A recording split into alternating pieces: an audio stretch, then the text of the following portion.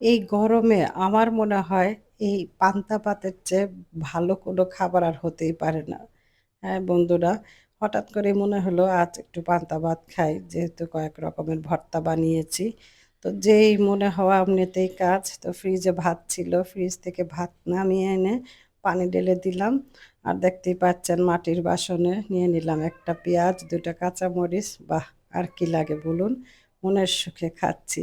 এত তৃপ্তি লাগতেছে এই গরমে এই পান্তা ভাতটা খেতে মানে বলার মতন না। আর পরে একটু আচার ছিল, আমের আচার। হ্যাঁ, বন্ধুরা সেই আমের আচারটুকু নিয়ে নিলাম। তো কি বলবো আর মানে মনে হচ্ছে যে আল্লাহ পাকের রহমত। আলহামদুলিল্লাহ অমৃত খেলাম। তো আপনারাও খেতে পারেন এই গরমে দেখবেন শরীর, মন ও পেট সবকিছুই ঠান্ডা থাকবে। পান্তা ভাতের আসলে কোনো তুলনা হয় না। সবার কাছে হয়তোবা প্রিয় হবে না কিন্তু যারা খায় তারা বুঝবে এর স্বাদ কতটা।